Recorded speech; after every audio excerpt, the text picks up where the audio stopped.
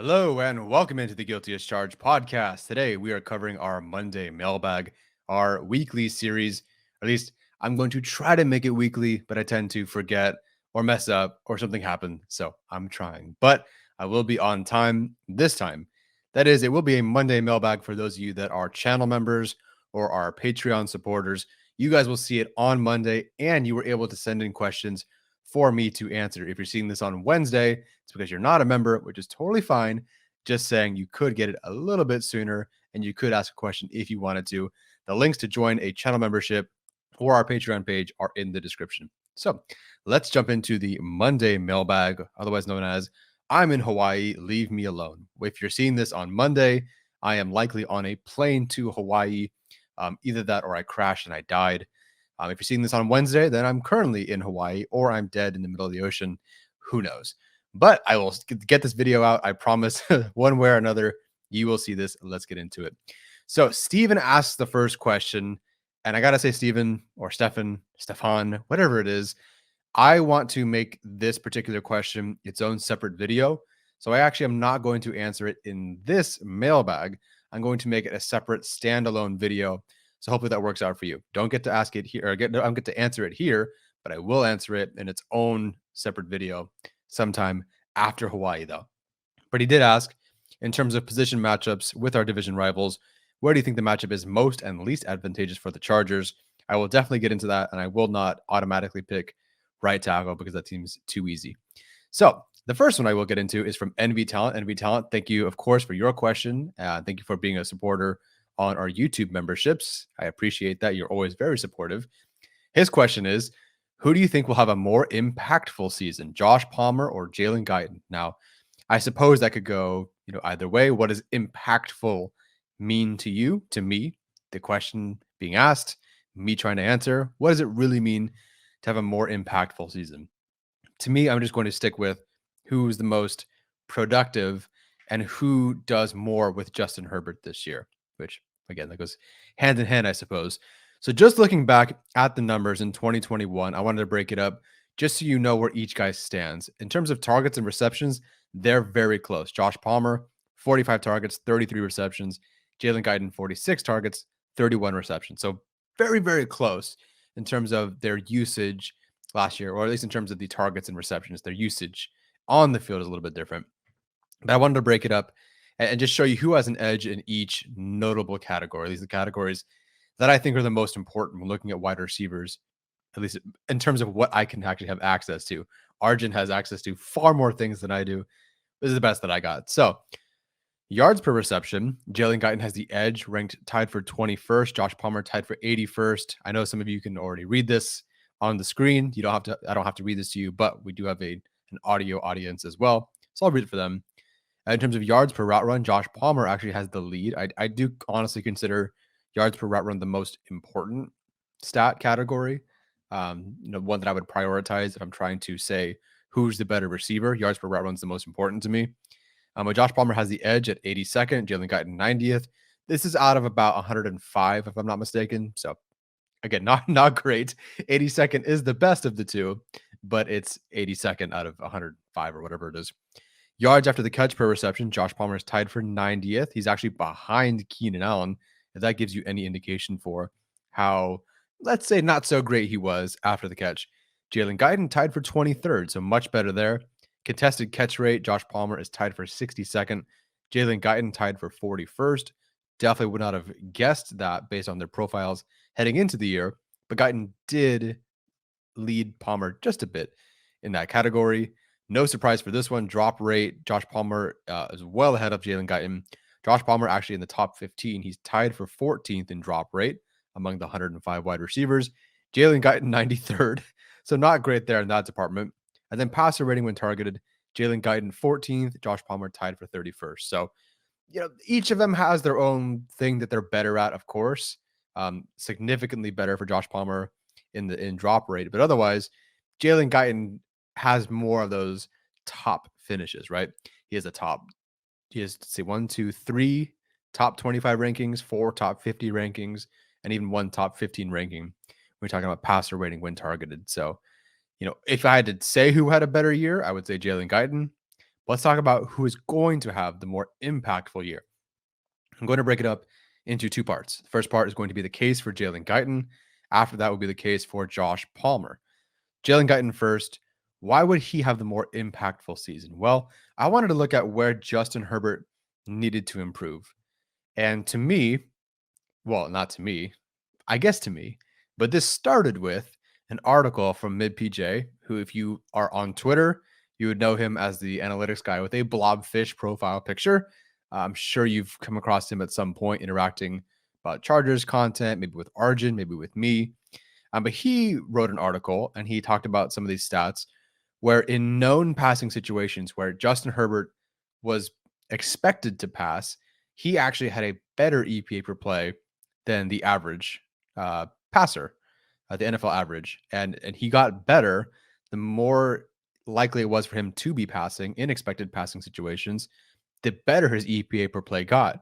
Whereas where it was more balanced on like first and second down, Justin Herbert had a lower EPA per play. And in fact, of second, third, and fourth down and first down, second, third, and fourth down, he was better than the average on EPA per play on second, third, and fourth down. But on first down, particularly on first down, he was actually worse than the NFL average in EPA per play. So when he's least expected to pass because it's first down, I'm sure it's probably close to 50-50, 60-40 maybe. I have no idea.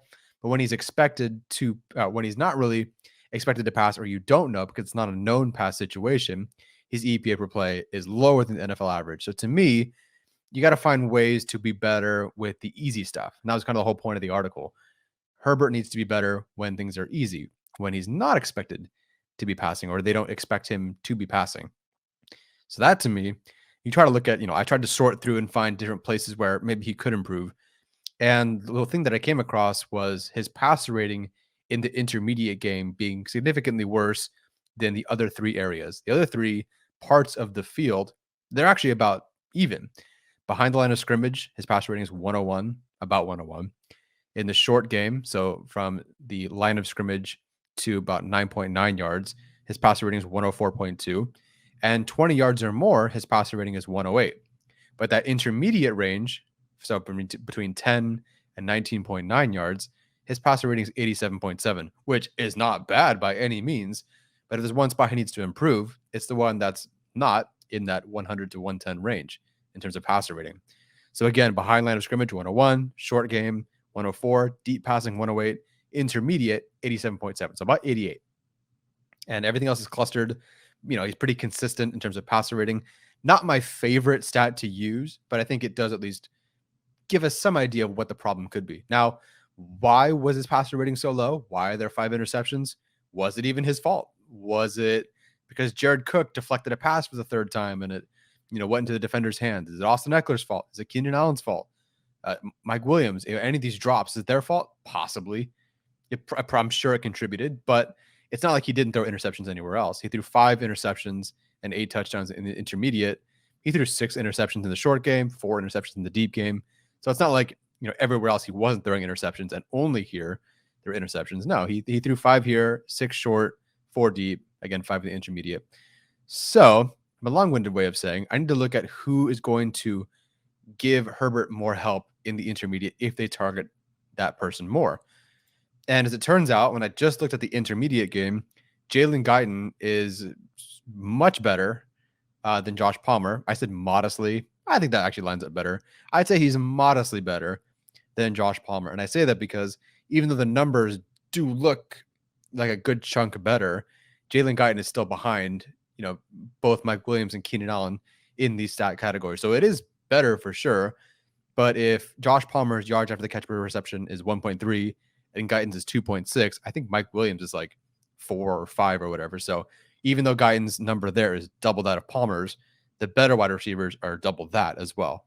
So modestly better, but still in all categories except for drop rate. So in reception percentage, yards after the catch per reception, yards per route run, yards per reception, passer rating when targeted, and contested catch rate, Jalen Guyton has the edge in all of those categories except for drop rate, where Josh Palmer, of course, has 0 drops in the intermediate range. Jalen Guyton's drop rate is 20%.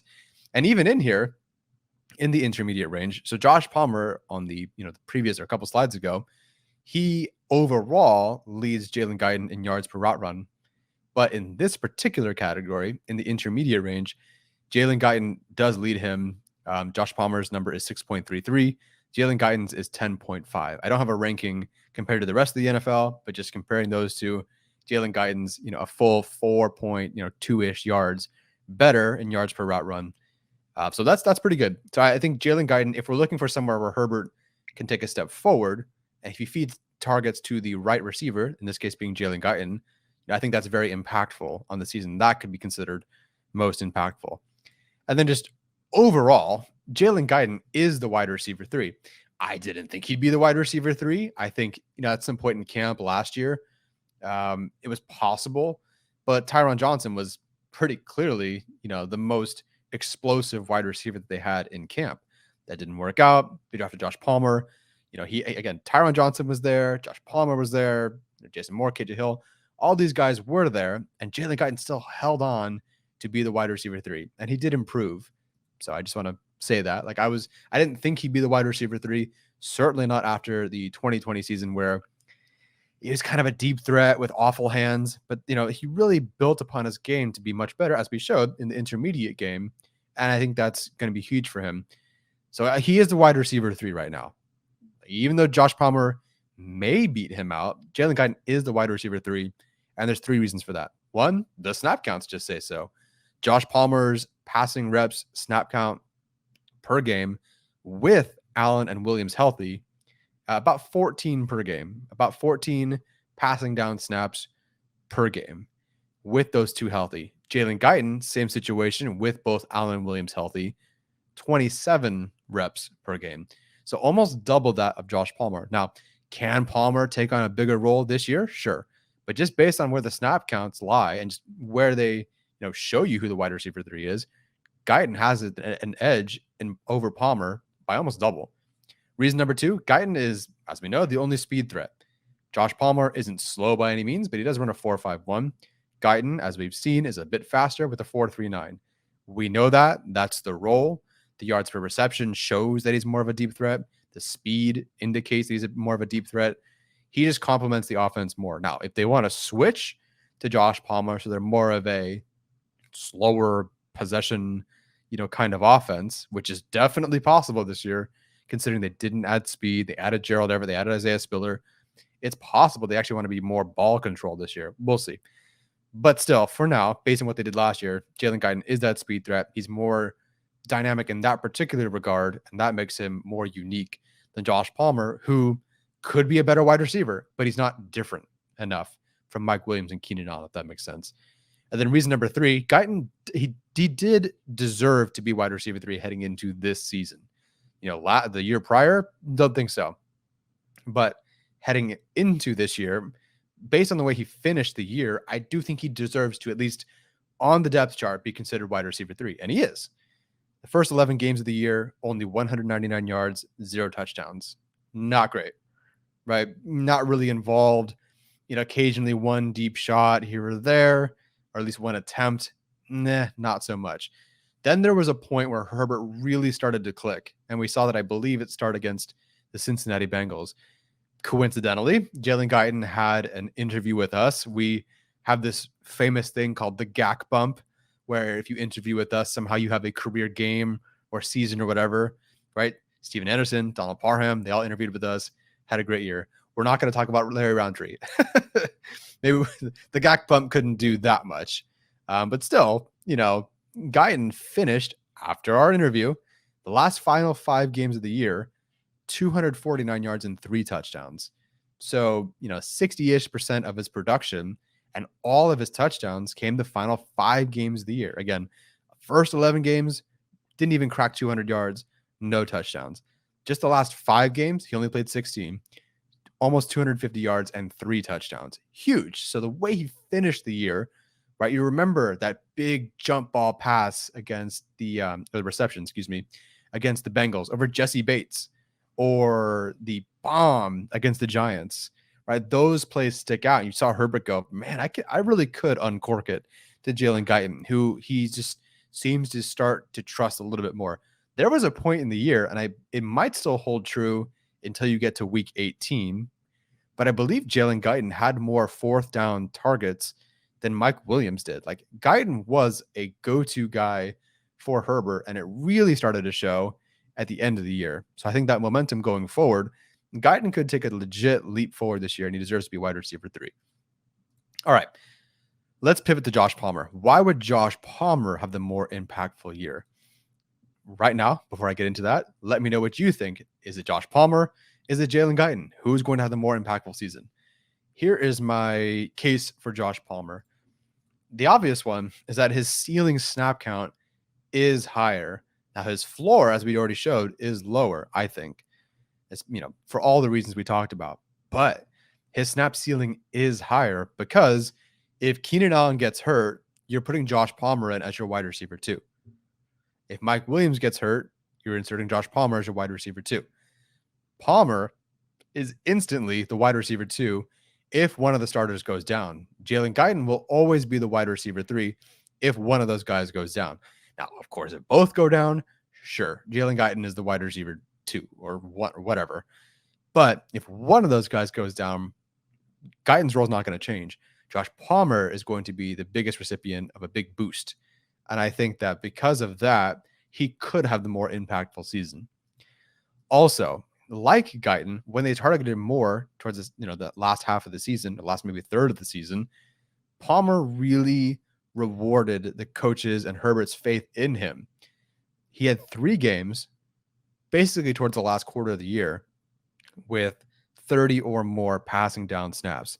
Only 3 games the entire year with 30 or more. I believe 1 with 37 and then 2 over 40 or whatever it was.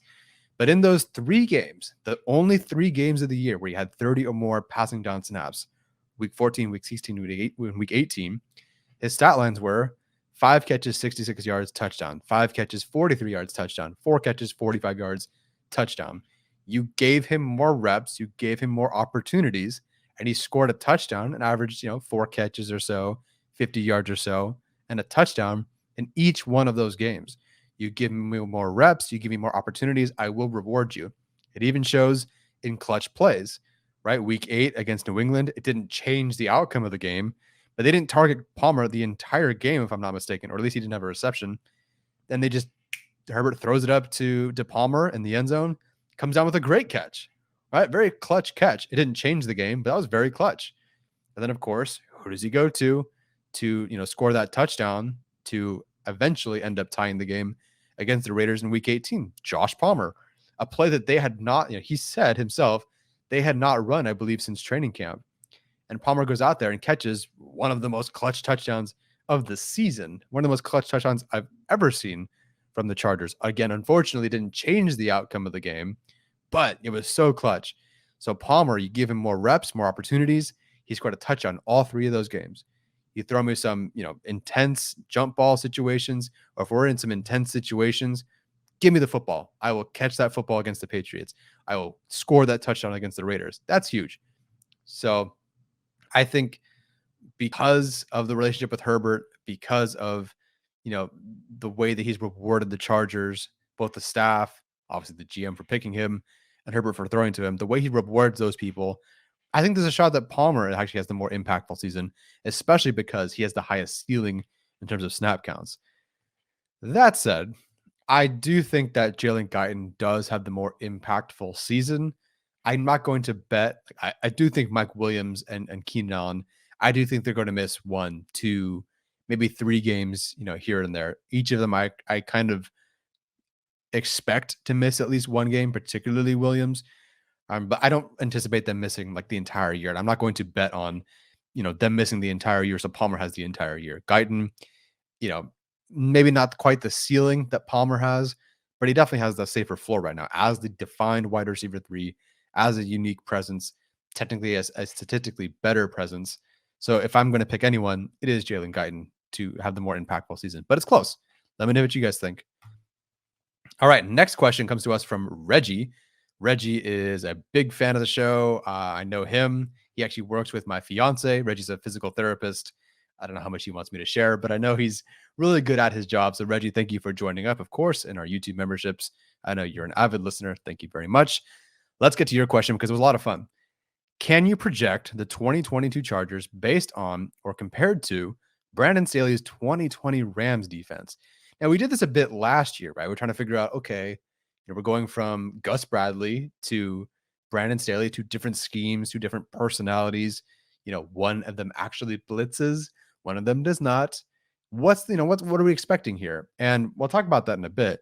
But now we're trying to project the 2022 defense based on the 2020 defense for the Rams. And I think we can do that.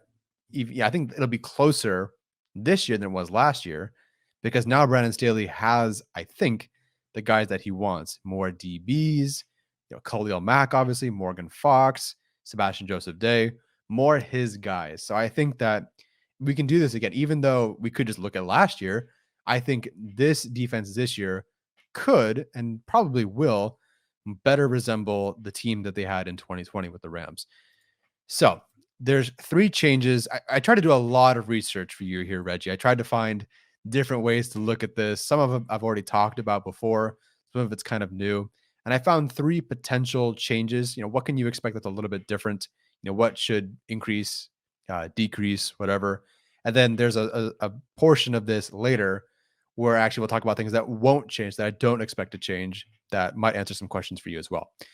But the one I've talked about before is lighter boxes. I've pointed out this graphic and another graphic, comparing 2020 Rams, 2021 Chargers before. So I just wanted to put it in a little table form for you guys and for you guys that are listening. Long story short is the Rams, the percent of snaps that they played with 4 linebackers was about 43% in 2020. We know Brandon Staley wants to play with lighter boxes. We know that. That said, 2021 Chargers, with all the injuries and I would say a good linebacker group on paper, certainly with Kaiser White, the Chargers were forced to play almost 72% of their snaps on defense with 4 linebackers. So there's almost a 30% difference there. 2020 Rams, 43%. 2021 Chargers, about 72%.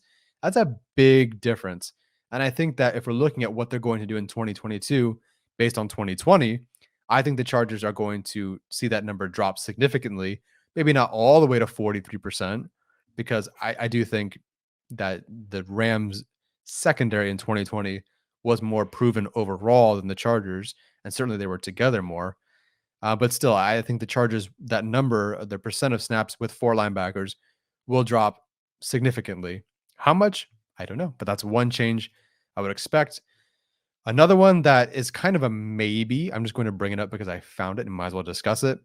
The coverage scheme differences. Now, there's only 2 notable ones. For the most part, the Chargers and the Rams in each year were very similar for the most part, except for 2 coverages. The Rams ran, or the Chargers actually in 2021 ran about 2.5 times as much cover 1 as the 2020 Rams. Whereas on the flip side, the 2020 Rams ran about twice as much cover 4 as the 2021 Chargers. Now, does that mean that the Chargers are going to play less cover 1 and more cover 4 this year because of new DBs? Not really. But it's something I wanted to point out because those are the 2 notable differences. Everything else is pretty much in line except for those 2. Again, so the Chargers, if they're like the 2020 Rams, they will play less cover 1 than they did last year and more cover 4. But again, we don't know that for sure. It's so tough because we only have 1 year of Brandon Staley with the Rams and 1 year of Brandon Staley with the Chargers. So I really don't know what his tendencies really are. But I think after this year, we'll have a really good idea. After that, I think I want to say it's guaranteed, but I guess nothing is really guaranteed. But they should have an upgraded pass rush rotation. So if you're watching this on YouTube, in the red box, I have, or in any of these boxes, the 2 boxes that I have here, I have the player that is going to be replaced from 2021. And the corresponding arrow of the same color, is where the dot would be of the person that is replacing them. So in the upper left quadrant, so we're talking about pass rush win rate and pressure rate. In the upper left quadrant, Kyler Fackrell is there, which is not bad, but you want to be in the upper right quadrant. which is exactly where Kyle Van Noy was this past season.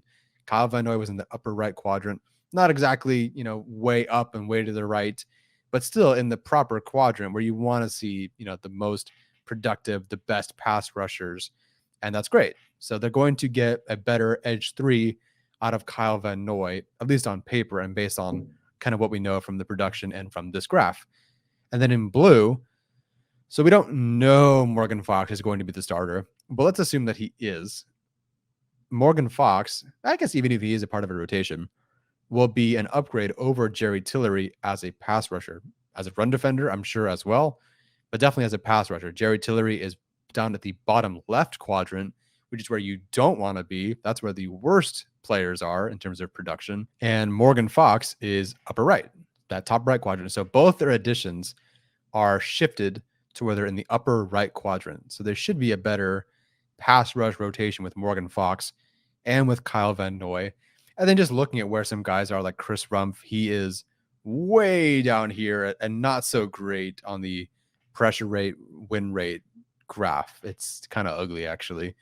But, he will take a step forward. He should get better. Hopefully he can shift to, one of these two right quadrants here. But we'll see. What won't change, I actually think, is really interesting.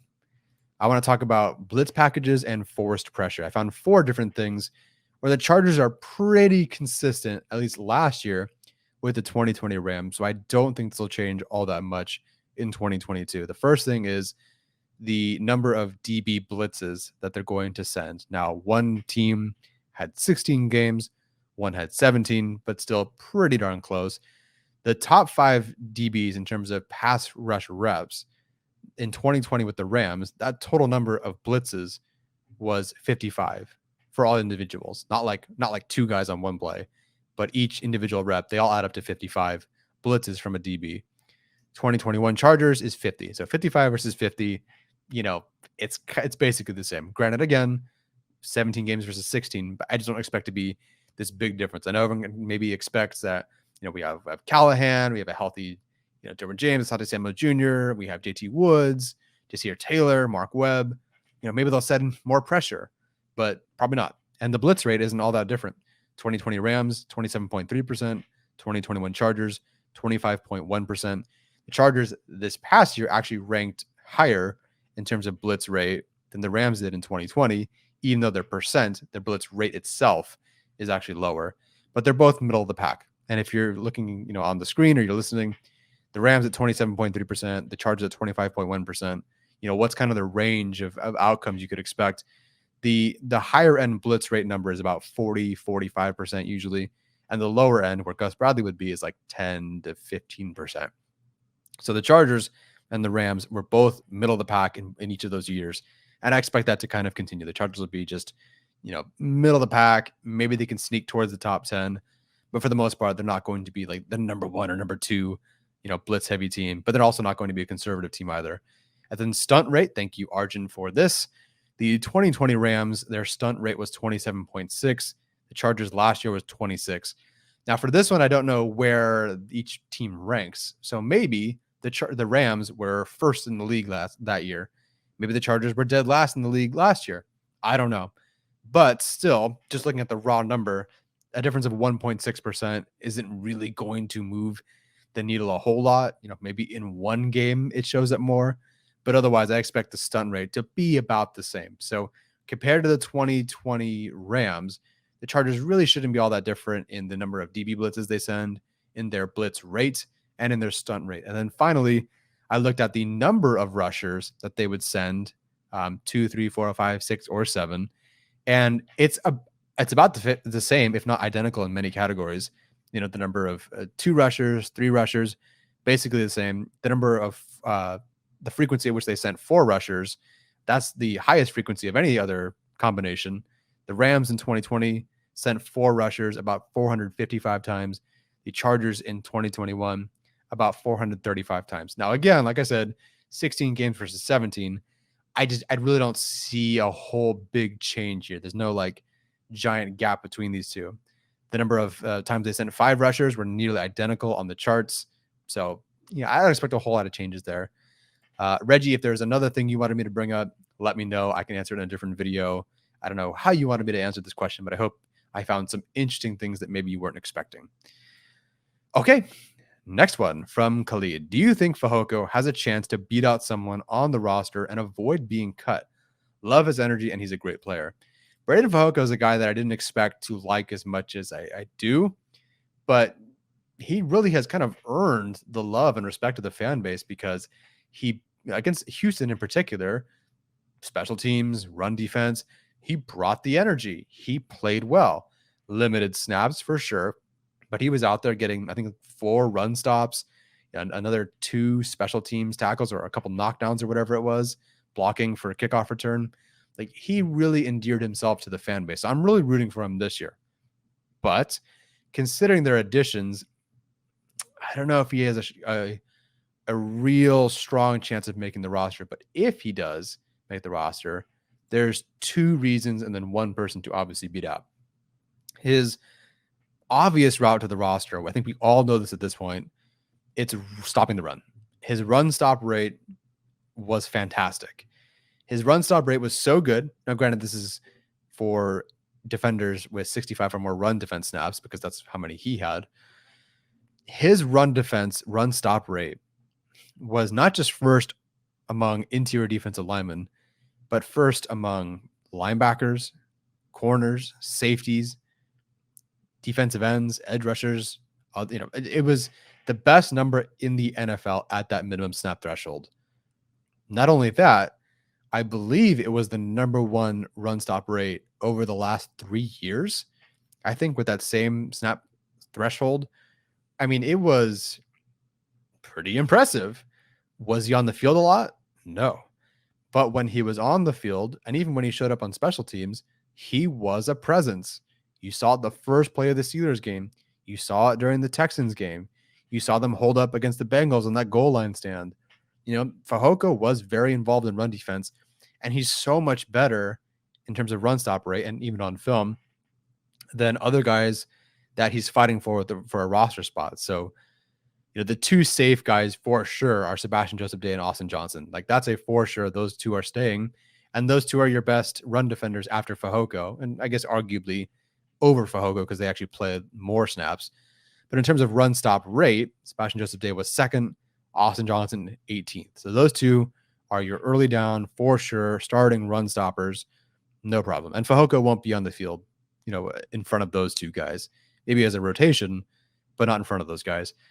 Where things change is when you get to the rest of the roster. Otito Ogbonia on film, not great against the run, in my opinion. Statistically, one of the worst interior defensive linemen in this past class.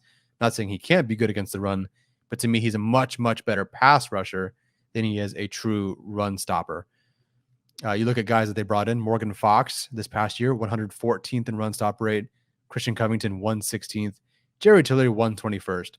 It's not even like Fox is all that better than Tillery, at least this past season, or that Covington's all that much better than Tillery. They're all clustered. Morgan Fox, 114th. Christian Covington, 116th. Jerry Tillery, 121st. Breiden Fehoko, 1st. Like, he is significantly better against the run. Granted, smaller sample size for sure, but I feel like he wouldn't be 114th like Morgan Fox, 116th, 121st. I think he would still hold a very solid run stop rate as a starter. He'll never get there, at least not this year, barring injury, but I think he would hold up a lot better. The other route to the roster, which, is tied into him being a run stopper, is his AGap presence.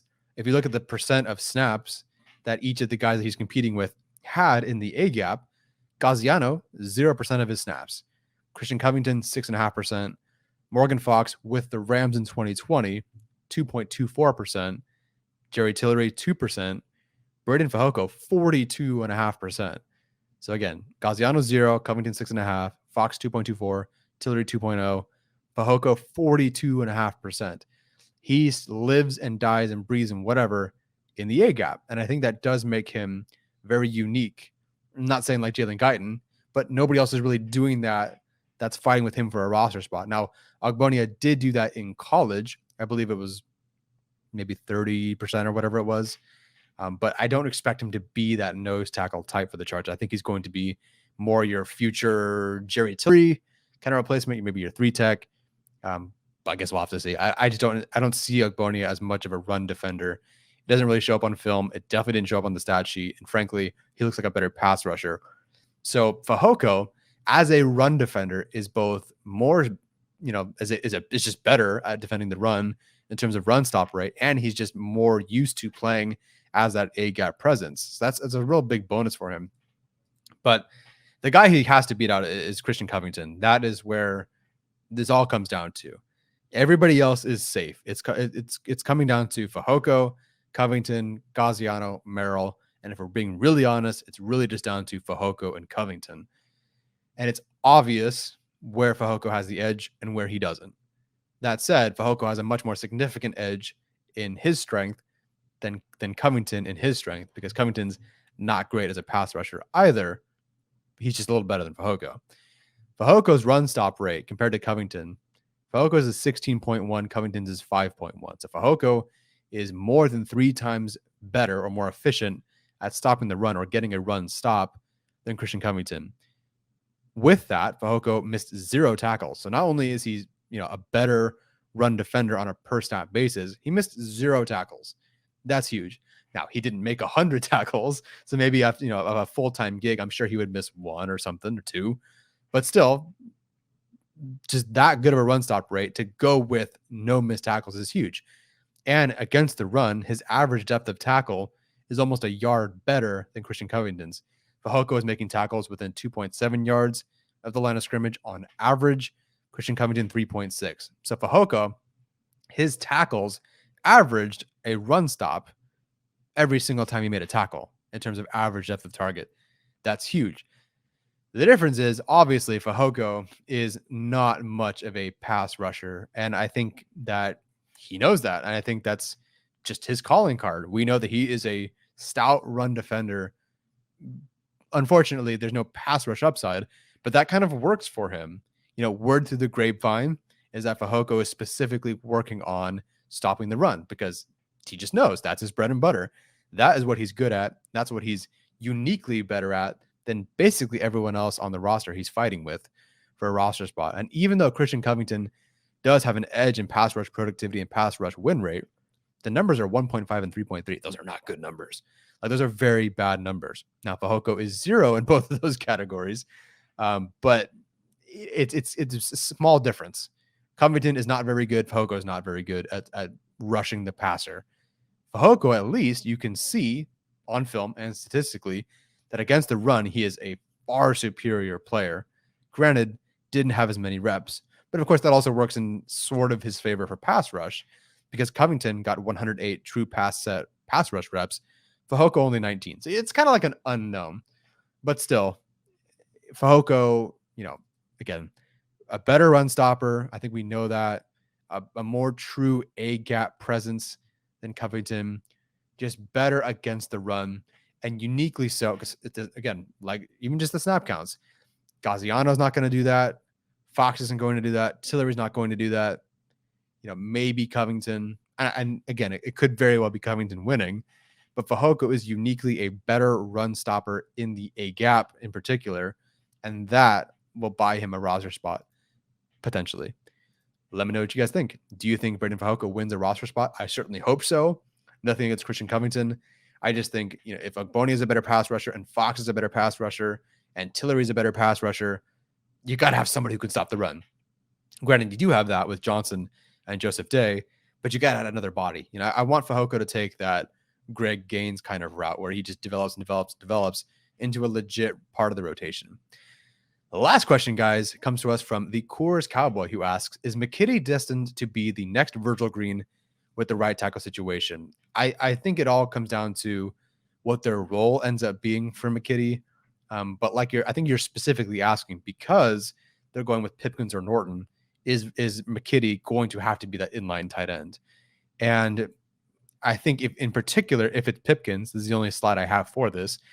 If it's Pipkins, I do think McKitty is going to be more stuck at that inline tight end without being that H-back. And I really think McKitty is, at this point, the inline tight end with Horvath more that fullback H-back type because they drafted him.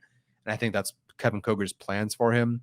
But let's get into specifically why I think if Pipkins is starting, McKitty will definitely be more of an inline tight end. So McKitty, his blocking snaps on a per game basis, on average, through the 11 games that he played, was 16. So about 16 blocking snaps per game. Now his per game average after Parham got hurt, which is 4 games of that 11, went to 20. So really not a huge change. Went from 16 blocking snaps a game to 20. The difference is the 2 games in that 4 where McKitty was blocking while Trey Pipkins was starting. So Pipkins starts in week 15 and 17. And even though McKitty's per game average in the 4 games after Parham was hurt, I'm including the KC game there, even though his per game average in those 4 games was 20 blocking snaps, in the 2 games Pipkins was starting, he logged 32 blocking snaps against Kansas City and 25 against the Broncos. So, of the 80 snaps that he had in the 4 games as a blocker, 57 of them, almost 60 of them, came in the 2 games that Pipkins was starting. So I think that if Pipkins is your starter, and really possibly if Norton is your starter, I think you're going to see McKitty be more that inline tight end rather than the H-back that we maybe hoped he would be. All right, that is it for the Monday mailbag. I am in Hawaii. Hopefully I did not die. Cannot wait to get your questions a week after this. We're not going to do a mailbag this coming Monday because if I did any kind of work in Hawaii, my fiance would close off my snorkel and kill me. So we're not going to do that. And I am going to leave it to 2 weeks from now. So I will see you guys in a couple of weeks for the Monday mailbag. Thank you for submitting your questions. As always, take care and bolt up.